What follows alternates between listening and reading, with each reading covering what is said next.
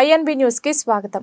మహబూబాబాద్ పురపాలక సంఘం vice chairman పదవి ఏకగ్రీవంగా ఎన్నుకున్నారు. జిల్లా కలెక్టర్ అద్వైత్ కుమార్ సింగ్ ఆదేశాల మేరకు మున్సిపల్ కార్యాలయంలో ప్రిసైడింగ్ అధికారి అలివేలు ఆధ్వర్యంలో మున్సిపల్ వైస్ చైర్మన్ ఎన్నిక నిర్వహించారు. ఈ ఎన్నికల్లో 24వ వార్డుకు చెందిన TRS councillor Marneni Venkanna municipal vice chairman గా ఏకగ్రీవంగా ఎన్నికయ్యారు. 1వ వార్డు కౌన్సిలర్ వెన్నం లక్ష్మారెడ్డి వెంకన్న పేరును ప్రతిపాదించగా 29వ వార్డు కౌన్సిలర్ సూర్నపు సోమయ్య బలపరిచారు. కౌన్సిలర్స్ అందరూ వెంకన్నకు మద్దతు తెలపడంతో మార్నేని వెంకన్న ఎన్నిక ఏకగ్రీవమైంది.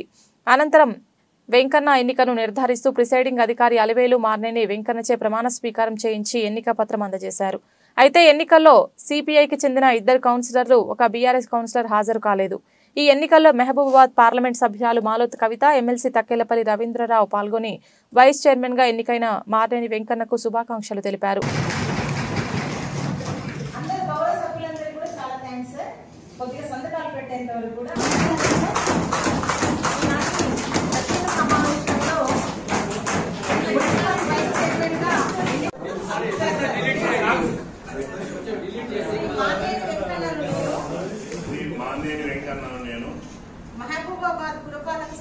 మహబూబాబాద్ పురపాలక సంఘం వైస్ చైర్మన్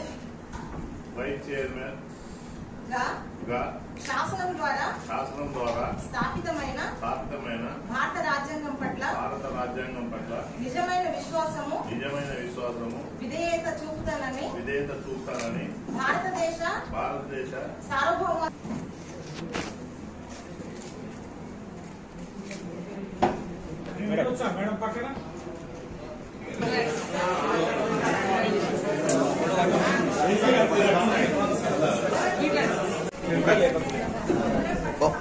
आमिर आपके आसेगा हाँ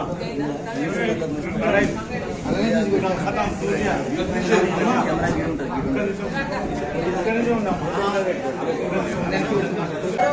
కలెక్టర్ గారి ఆదేశాల ప్రకారం మున్సిపల్ వైస్ చైర్మన్ ఎన్నికకు ప్రత్యేక సమావేశం గావించడానికి ప్రిసైడింగ్ ఆఫీసర్ గా నన్ను నియమించడం జరిగింది.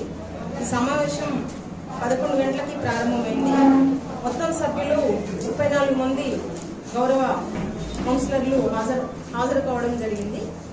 కోరం 1/2 అవసరం ఉన్నప్పటికీ కూడా 19 మంది అవసరం ఉన్నట్టు కూడా 34 మంది హాజరైనందున మనం ప్రత్యేక సమావేశాన్ని స్టార్ట్ చేయడం జరిగింది. ఇందులో మొదటిగా శ్రీ మార్నేని వెంకన్న గారిని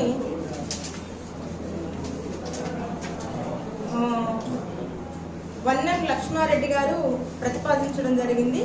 బలపరిచినటువంటి వ్యక్తి సూర్నపు సోమయ్య గారు.